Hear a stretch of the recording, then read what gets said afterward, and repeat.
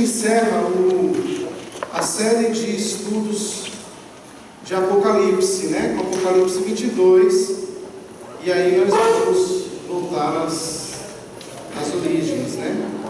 Cada um, a gente vai ter as duas turmas novamente, e aí vamos voltar aos ensinos lá os jovens casados vão ensinando embaixo, ok? Vamos fazer os nossos ensinos lá. Vamos dando continuidade, então, ao nosso crescimento espiritual. Queridos, Apocalipse 22 é o último capítulo da Bíblia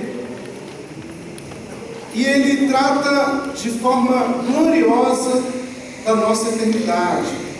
E eu gostaria de fazer essa leitura com vocês. Vamos ler a partir do versículo 1. Claro que esse texto, esse capítulo, é uma continuação do capítulo 21, né, que vai falar da Nova Jerusalém. A Nova Jerusalém que vai descer do céu, ataviada. É uma Jerusalém plena.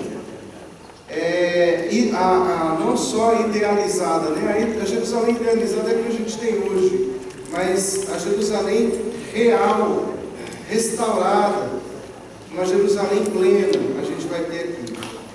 Olha aqui, verso 1. Então me mostrou o rio da água da vida, brilhante como cristal, que sai do trono de Deus e do Cordeiro. No meio da sua praça, de uma e outra margem do rio, está a árvore da vida que produz 12 frutos, dando seu fruto de mês em mês, e as folhas da árvore são para a fartura dos povos. Nunca mais haverá qualquer maldição.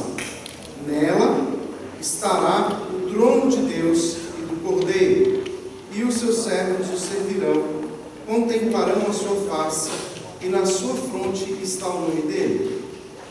Então já não haverá noite, nem precisam eles da luz de candeia, nem da luz de sol, porque o Senhor Deus brilhará sobre eles e reinarão pelos séculos dos séculos. Disse-me ainda: estas palavras são fiéis e verdadeiras. O Senhor, o Deus dos espíritos dos profetas, enviou seu anjo para mostrar a seus servos as coisas que em breve devem acontecer. Eis que venho sem demora. Bem-aventurado aquele que guarda as palavras da profecia deste livro. Eu, João, sou quem ouviu e viu estas coisas, e quando as ouvi e vi, prostrei-me ante os pés do anjo que me mostrou estas coisas, para adorá-lo. Então ele me disse: vê, não faças isso. Eu sou o conservo teu, dos teus irmãos, os profetas, e dos que guardam as palavras deste livro. Adora a Deus. Disse-me ainda: não celes as palavras da profecia deste livro, porque o tempo está próximo. Continue o injusto fazendo injustiça. Continue o imundo ainda sendo imundo. O justo continue na prática da justiça. O santo continue a santificar-se. Eis que venho sem demora, e comigo está o galardão que tenho para retribuir a cada um segundo as suas obras. Eu sou o Alfa e o Ômega, o princípio e o fim, o primeiro e o último.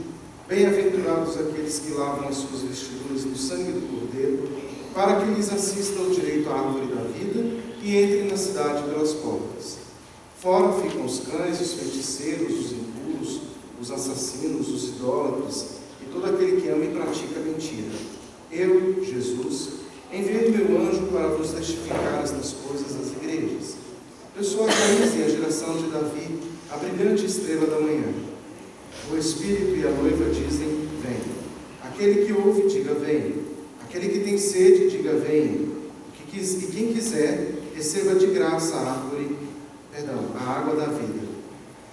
Eu, a todo aquele que ouve as palavras da profecia deste livro, testifico: se alguém lhes fizer qualquer acréscimo, Deus lhe acrescentará os flagelos escritos neste livro.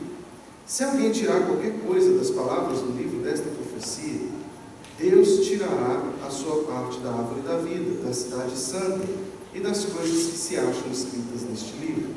Aquele que dá testemunho destas coisas diz: certamente venho sem demora. Amém. Vem, Senhor Jesus. Glória a Deus.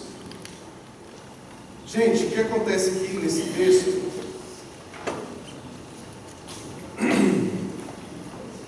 É o selo de tudo que vai acontecer em Apocalipse. Mas é bom a gente lembrar uma coisa. Quem está falando nas últimas palavras deste capítulo é exatamente quem está falando nas primeiras palavras do capítulo, do livro. Então você tem aqui os autores, lá no primeiro capítulo de Apocalipse, e você tem aqui eles terminando o livro. O anjo, né? Você vai ter Deus, Jesus, João, vamos de baixo para cima. João, o anjo, Jesus e o Pai. Vocês vão ter esses quatro falando do livro lá em capítulo 1. E termina aqui nesta sequência, tá? Você vai ver essa mesma sequência aqui atrás, no último capítulo.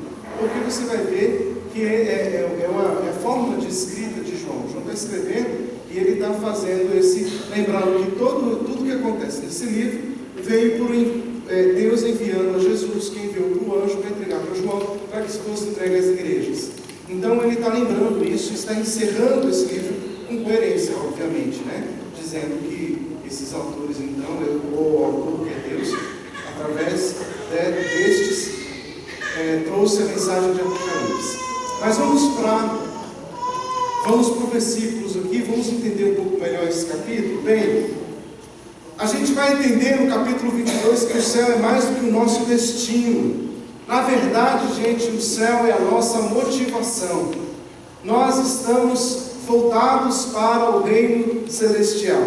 E é o nosso fim, né? O conhecimento de que nós vamos morar com Deus na eternidade, no céu, deve mudar a nossa vida já, hoje, aqui e agora. É uma realidade. Não é uma possibilidade, é uma realidade daqueles que foram lavados pelo sangue do Cordeiro. Aqueles que tiveram seus pecados perdoados por meio do Senhor Jesus Cristo, eles têm como destino final o céu. Não tem outra possibilidade, não há outra forma. Ninguém que teve seu pecado apagado não vai para outro lugar senão para o céu.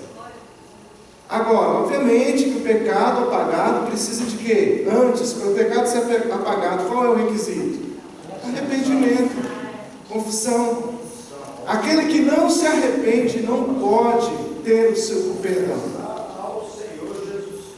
Exatamente. Tem que confessar ao Senhor Jesus, né? Entregar mesmo os pecados. Veja só, Jesus morreu pelos pecados de todos.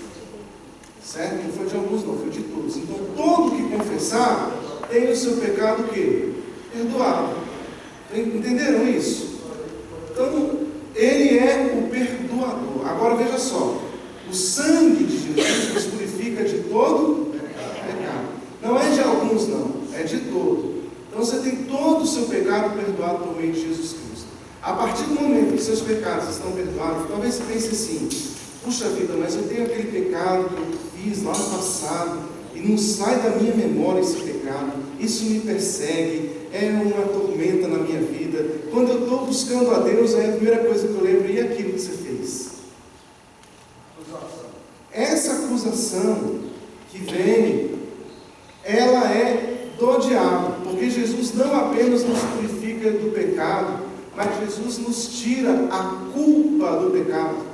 Ele anula também a culpa. Então, queridos, nós, como filhos de Deus, não precisamos carregar nem a culpa do pecado. Nós somos livres. O problema é que nós cremos, às vezes, na remissão parcial do sangue de Jesus, né? A gente crê que Ele nos purificou do pecado, mas aquela culpa, aí às vezes a gente pensa, eu estou pagando ali pelo meu pecado, né? Se você está pagando pelo seu pecado, isso significa que Jesus não pagou. Porque ninguém pode pagar duas vezes a mesma conta. Entende? Então, se você está pagando, irmão, é porque Jesus não entrou no processo ainda. Não houve remissão de pecados. Então, nós precisamos entender. Olha, eu vejo a Bíblia de uma forma muito simples, muito clara. O que eu vejo é o seguinte: se nós não nos arrependemos dos nossos pecados, certamente nós escolhemos o fruto desse pecado. E aí o que acontece? a Bíblia chama isso de maldição. E essa maldição vai nos perseguindo, vai vindo sobre nós. Não é porque Deus é mau, não. Né? Não é que Ele vai falar assim, você fez, agora você vai ver o que é com propósito. Não, o propósito de Deus, porque Deus é bom. Deus é bom, em todo tempo Deus é bom. Por que a maldição vem sobre nós?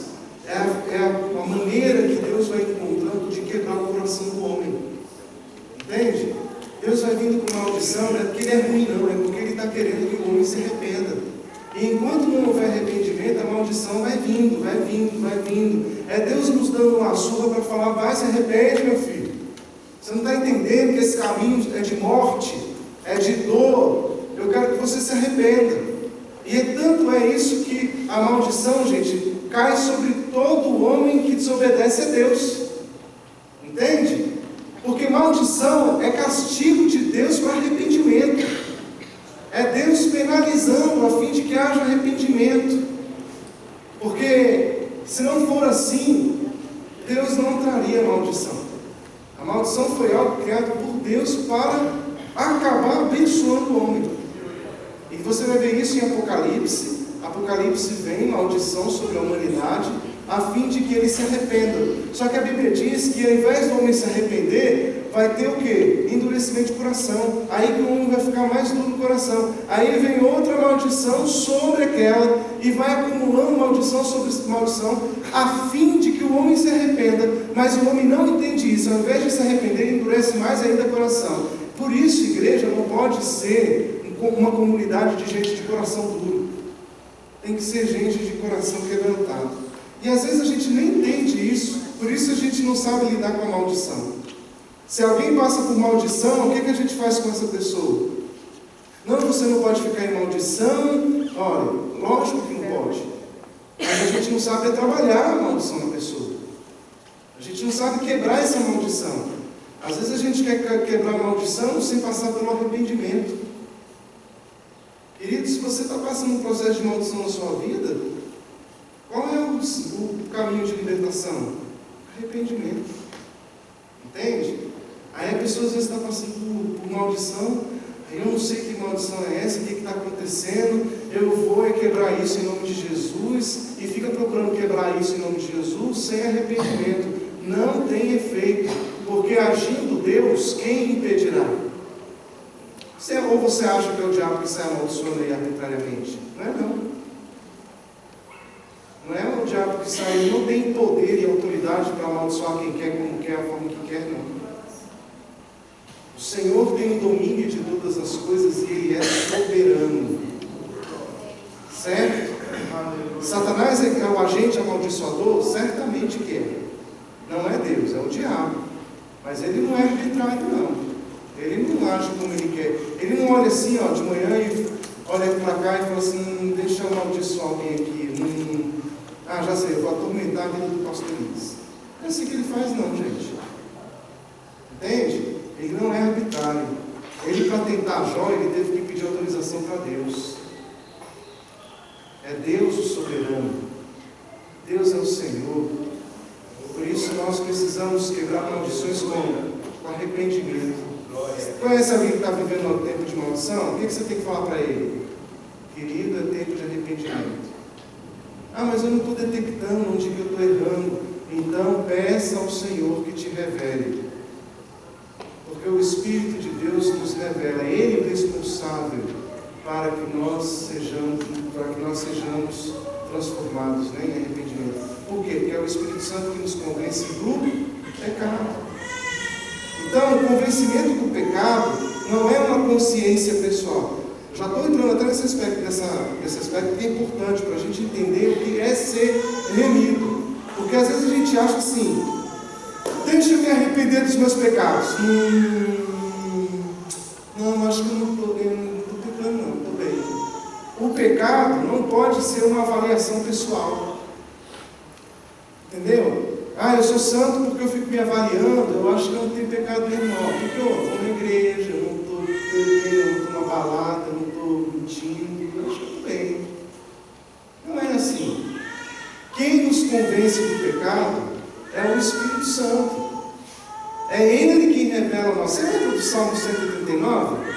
Lembra o que Davi fala no Salmo 139? Hã? Leia lá, o que está escrito lá?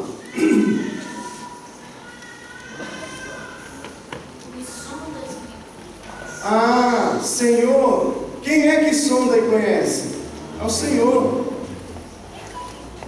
O Senhor sabe quando me assento, me levanto. O que diz o último versículo aí? Leia, irmã Angélica, o último versículo. E vê se há em mim algum caminho mau e guia-me pelo caminho eterno. Pronto. Quem é que vê se há em mim algum caminho mau? Deus.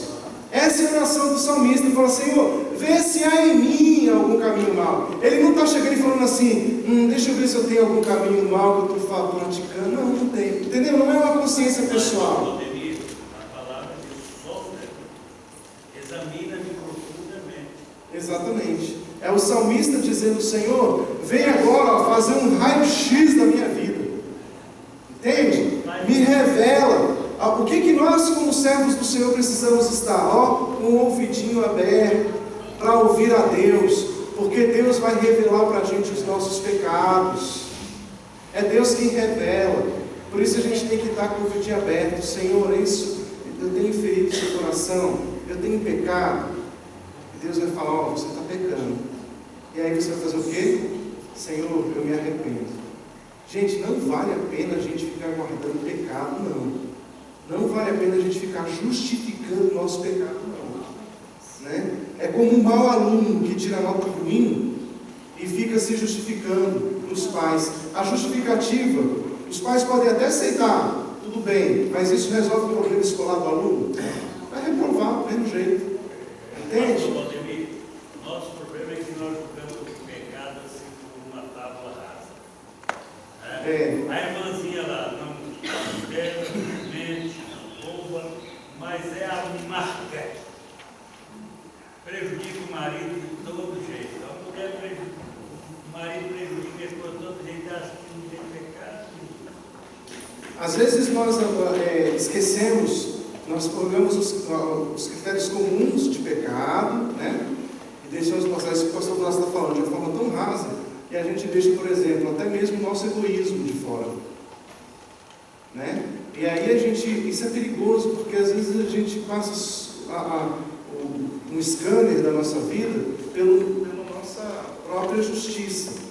E é perigoso isso. É a justiça de Deus. Eu não sou santo pelo meu critério de santidade. Eu sou santo pelo critério de santidade de Deus. É esse que é o ponto. Então, como saber que eu estou dentro do critério da santidade de Deus? Primeiro, eu preciso da palavra de Deus. Segundo, eu preciso do Espírito Santo de Deus me revelando a palavra de Deus. E é por isso que Deus é quem me revela o meu pecado e não eu. Entende? Porque para muita gente, a pessoa lá fora, ela, às vezes fala assim: bem, eu não sou de igreja, não, mas eu também não tenho pecado, não. Eu sou uma pessoa muito justa diante de Deus. Como é que ele é justo diante de Deus? Como é que ele sabe disso? Aos olhos dele. É aí que está o problema. Nós não podemos ser justos aos nossos olhos, né? Boa. Aquele que se julga, diz o pastor Abner, não é julgado, né? Bom, então é isso, gente. Por isso que a gente precisa deixar a nossa vida diante do Senhor, para que a gente possa fazer a nossa avaliação dentro da vontade de Deus, da palavra de Deus, a fim de que sejamos irrepreensíveis.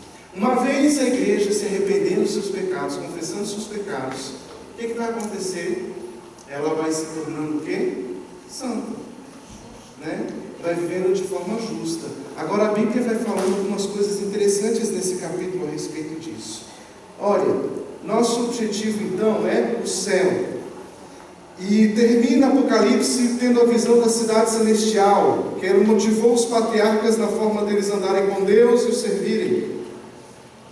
Abra sua Bíblia em Hebreus capítulo 11, versículo 10.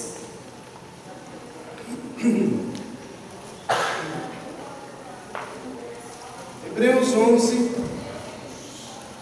versículo 10.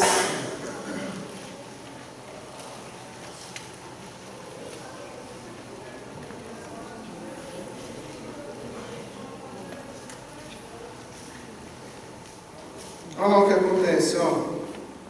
Vamos ver o 9. Diz assim: pela fé, peregrinou na terra da promessa, como em terra alheia, habitando em tendas com Isaque e Jacó, está falando de Abraão, herdeiros com ele da mesma promessa, porque aguardava o quê?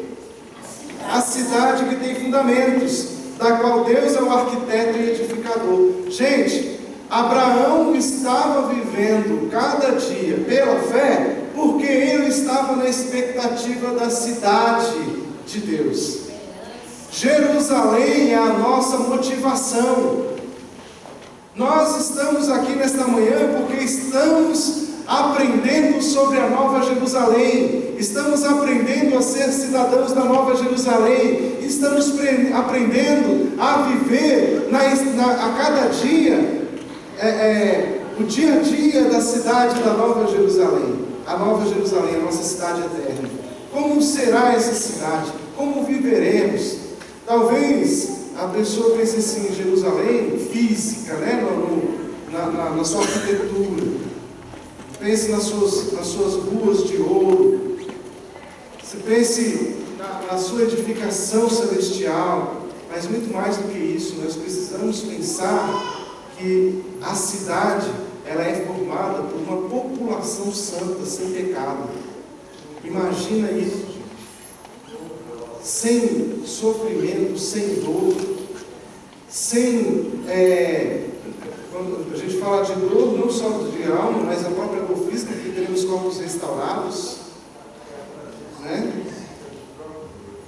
Presença física de Deus. Você não vai precisar levantar de manhã, de repente, assim como acontece comigo de vez em quando, levanta de manhã, dá aquela travada na coluna, você passa o dia inteiro assim, né? Não pode olhar para o lado, parecendo um Robocop.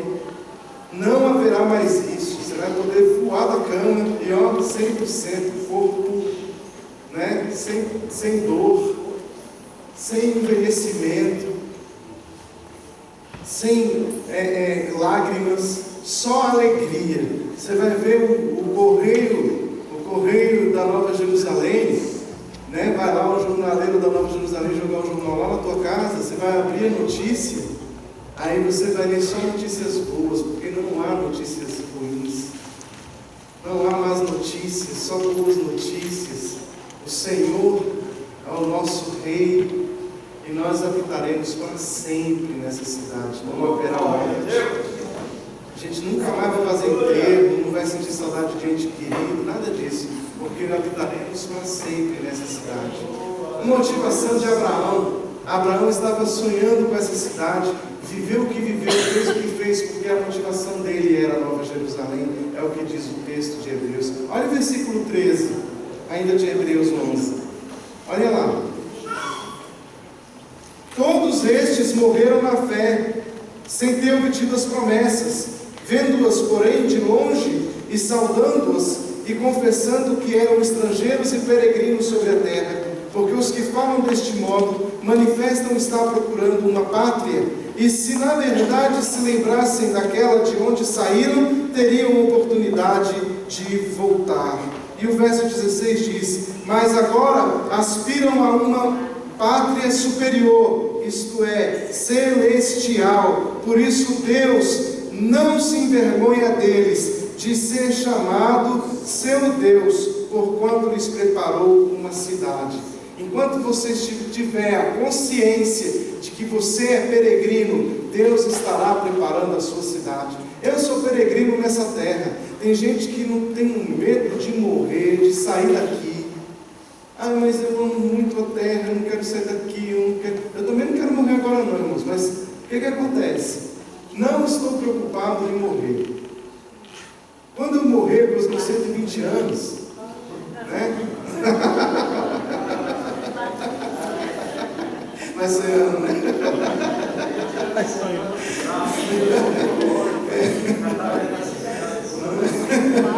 Quando eu morrer, Você não está com pressa, né? Estou com pressa não, eu vou. Uma vez eu estava no banco, aí estava lá sentado lá, uma fila, né, de gente para ser atendida lá pelo gerente. Eu estava nessa fila. Aí de repente chegou um homem, sentou, ficou em pé na frente assim, E na frente de todo mundo.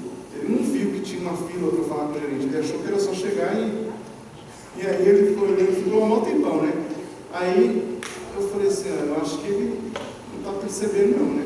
Aí eu falei com ele, você está esperando para falar com o gerente? Ele, estou. Eu falei, pois é, esse pessoal aqui também. Ele falou assim, esse aqui é a fila. Eu falei, essa aqui é a fila.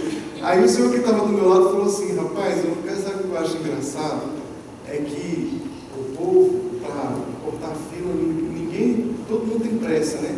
Agora, para a fila da morte, ninguém corta a fila da morte, né?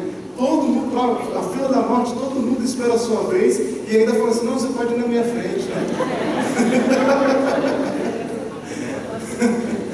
Se você que fosse a fila da morte, estava uma coisa.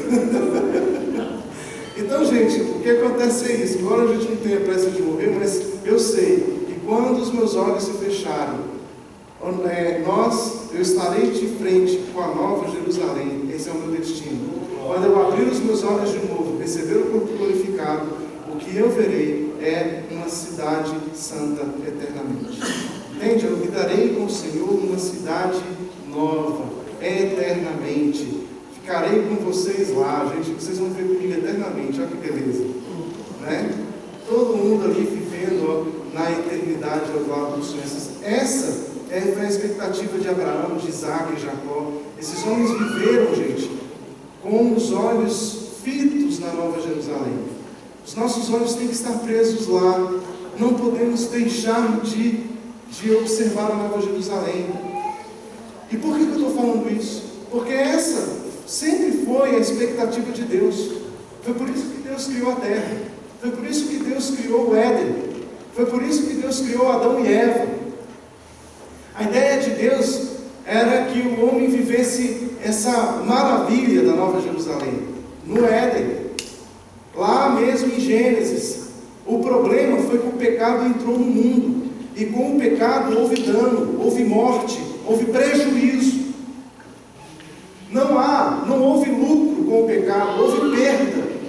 O pecado na Bíblia sempre foi mostrado como algo danoso, prejudicial, que atrofiou o homem, atrofiou o intelecto do homem, atrofiou o desenvolvimento do homem. O homem foi impedido de conhecer a Deus, de se relacionar com Deus, de se desenvolver. Não houve lucro, houve perda, houve dano.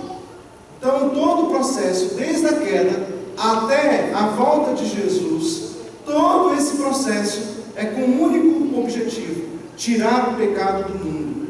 O pecado saindo do mundo, nós teremos de novo o Éden estabelecido na terra eternamente.